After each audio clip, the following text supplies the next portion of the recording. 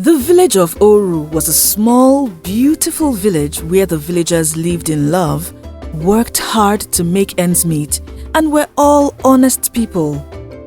In the village of Oru, there lived a man named Akin. Akin was a man of many skills.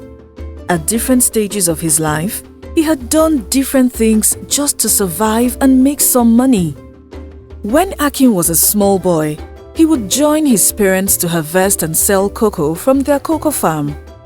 As he grew into a teenager, Akin tried fish farming and he reared birds as well. But unfortunately, the business didn't work out as he had expected. So, he moved to buying and selling beautiful fabrics. As time passed, he was able to open a big fabric shop in the market where the villagers of Oru and people from neighboring villages patronized him every day. Despite having a fabric shop that was doing well, Akin was still not satisfied with having just one business, so he bought 3 plots of land with the profits he made from his fabric shop and began to farm on them. On each plot of land, Akin planted something different, so when the crops were ready for harvest, he would make a lot of money from them. Since the village of Oru was a small village where almost everyone knew everyone, even adults and children knew Akin. While some villagers knew Akin as the jack of all trades who did different things at the same time, other villagers knew Akin as a man who was driven by money. And that's because each time someone bumped into Akin, he was always talking of ways to make more money. The reason it seemed like Akin loved money and was always thinking of new business ideas that could bring him more money was because when Akin was 10 years old, calamities struck his parents' only cocoa farm. As a result of that, Akin and his family suffered greatly that year. They had to depend on other people for food and other basic needs, and it took his parents a while before they could get back on their feet financially. When young Akin saw what had happened to his parents, he vowed that he would never have one source of income. That was the reason he owned farmlands, a fabric business, and still tried to create more sources of income. Aside from that, Akin wanted to create multiple streams of income so he could take care of his future wife and children, and that's why he worked so hard. About a year after Akin bought the first 3 plots of land for farming, he purchased a very big hectare of land and used it as a plantation. Luckily, the plantation did well, and with the proceeds from selling the plantain, Akin bought another plot of land after 2 years and turned it into a palm tree plantation. When the villagers saw all Akin was doing, they began calling him greedy and gossiping about him. They also said that Akin lacked contentment, which was why he kept creating more businesses for himself. Though some villagers called Akin a greedy man, in reality, some of them were only jealous of the wealth Akin had amassed at such a young age, and they hated that Akin was more successful than them. Even though some of the gossip and rumors the villagers spread reached Akin, Akin did not pay attention to them and continued to grow his businesses. Because of Akin's determination and hard work, by the time he was 30 years old, he had become one of the richest men in the village of Oru.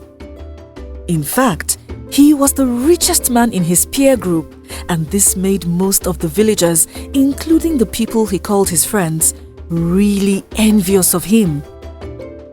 Aside from being a hard-working guy, Akin was a kind man. He treated everyone around him with love and respect. He never looked down on anyone, and most especially, he took good care of his farm workers. Whenever it was harvest season, Akin would gift everyone working on his farm whatever they harvested, and he would ensure that he paid them well. When Akin turned 31 years old, His parents began to persuade him to get married so he could settle early and have children on time. Akin, my son, it is time for you to settle down. Thanks to the gods, you have gathered enough wealth to sustain you and your family. What else are you waiting for? His mother asked. You know I am getting old, and I want to carry my grandchild before I die. Please, look for a good girl from a good home in Oru village and settle down with her, his mother added.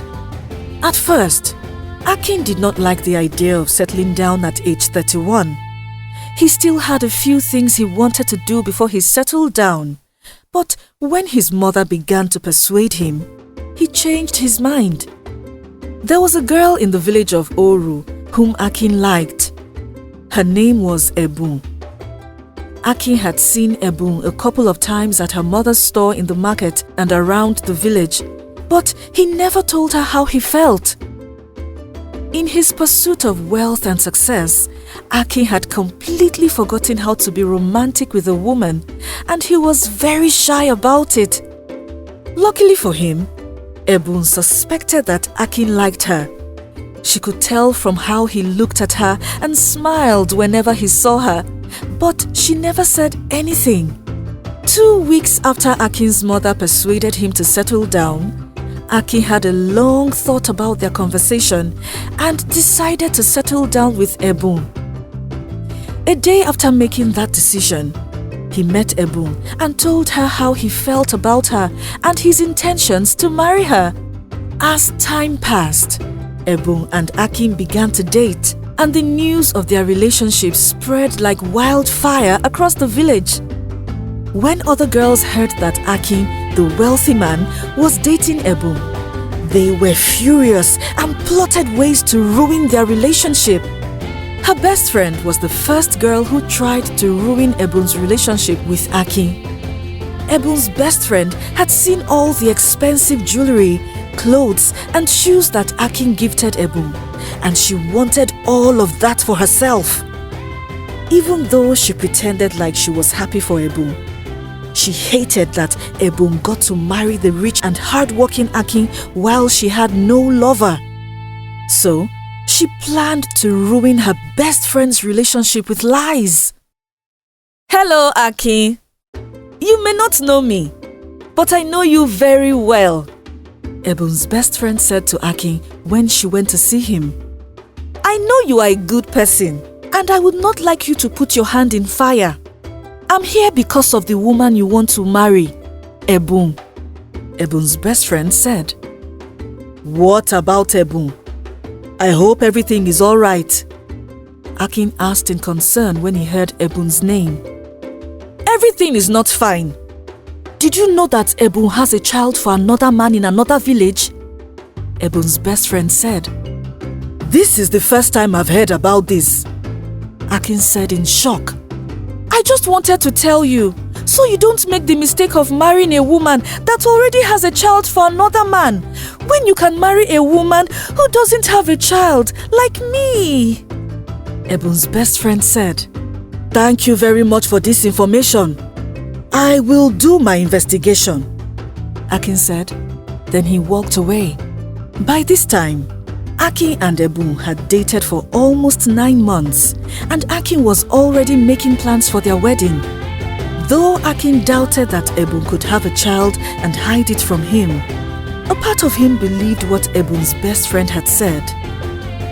Later that evening, when Akin met with Ebun, his facial expression showed he was unhappy about something. Ifemi, is everything all right? Ebun asked Akin. Initially, Akin did not want to confront Ebun so soon. He wanted to do some investigations by himself. But when Ebun kept asking him what was wrong, he confronted her about it. Who told you such lies about me? If I had a child, I wouldn't hide my child from anyone, talk more of the man that wants to marry me, Ebun said. So you mean to say that the person is lying? Akin asked in relief. Yes! Whoever told you that wants to destroy our relationship? You can ask my parents. I have never given birth in my life, Ife. Don't believe everything you hear about me, Ebun added. After confirming from Ebun, Akin was very relieved to hear that she didn't have a secret child in another village. When this happened, Akin did not know that the lady who had lied about Ebun was her best friend. It wasn't until Akin and Ebun bumped into the lady in the market one day that Akin knew who she was. Seeing how Ebun was comfortable around her friend and how they ate food from the same plate, Akin knew he had to warn Ebun about the girl, and when he did, Ebun could not believe it. She was shocked the girl whom she grew up with, went to the same school, trusted and spent most of her life with, could tell such horrible lies about her just to ruin her relationship with Akin. After Akin told Ebun what her best friend had said about her, Ebun promised that she would not confront her about it. But she did, and the two friends ended up fighting each other. Then they stopped being friends. 2 weeks after the fight between Ebun and her best friend broke out, someone else tried to ruin their relationship. This time, it wasn't someone Ebun or Akin knew personally. It was a girl from a neighboring village who had been crushing on and admiring Akin. The girl had tried several times to make Akin notice her, but all of her efforts failed. When the girl heard that Akin was getting married to Ebun, she swore on her late mother's grave that the marriage would never hold. Her plan was to seduce Akin and get him to sleep with her. That way, she would have something on him and then use it to scatter his relationship. But her plan did not work. On the day she was supposed to meet Akin on a particular road he followed to his farm every day, Akin fell ill and could not go out for a few days. When the girl's first plan did not work, she decided to go diabolical. She went to consult a dibia to give her a love potion which she could use to trap Akin. Upon her request, the dibia gave the girl a white powder and instructed her to apply it to her face whenever she saw Akin, and the charm would hook him. Unfortunately for the lady, shortly after she visited the dibia, Akin proposed to Ebun, and they began to actively make preparations for his traditional marriage. Because of these preparations, Akin no longer had time to go to his fabric store or any of his farmlands, which was where the girl hoped she would see Akin. Less than a month after Akin and Ebun began their marriage preparations, they got married traditionally. To show off his wealth, Akin held a lavish wedding, inviting both the villagers of Oru and people from the neighboring villages. After the prince's marriage, Akin's traditional marriage was the second biggest traditional marriage in the village of Oru. There was plenty to eat and drink, lots of entertainment, and the villagers could eat as much as they wanted. Aside from the lavish party Akin threw, Ebun's traditional wedding attire was very beautiful and very expensive. Everyone who attended the wedding could not stop staring at Ebun and how pretty she was. Some people rumored that Ebun's traditional attire was specially handcrafted by a well-known fashion designer from a neighboring village who was rumored to make her clothes with threads of gold. After the traditional marriage ended that day, the villagers continued to party till night. Akin had ordered more drinks for the villagers, and he was happy that they had all cleared their busy schedules to come out and celebrate with him. Since the villagers were specially invited to the wedding, they all carried different gifts along with them to give to Akin and Ebun for their union. The gifts ranged from clothes to household items to foodstuffs. After the party ended and the villagers returned to their homes, Ebun and Akin also returned to the new apartment Akin had rented for them. It was the first night any of them would be sleeping in that apartment, and Akin looked forward to them starting a family in that apartment too. But what Akin did not know was that his joy would be cut short on the first night of his wedding. About an hour after Akin and Ebun moved into the new house, Akin returned from the bathroom where he had gone to shower to see Ebun lying lifeless on their bed. She had mysteriously died on the first night of their wedding. "Help me!" Akin yelled when he realized that Ebun was not moving after he had called and tapped her several times. "Please, somebody help me!" he yelled again. And this time, his new neighbors ran out of their houses to come and see why he was calling for help. Watch out for part 2. Did you like this story? Tell us your favorite part in the comment section below. Please like, share and subscribe to our channel. Also, do not forget to follow our channel on Facebook and Instagram. Thank you.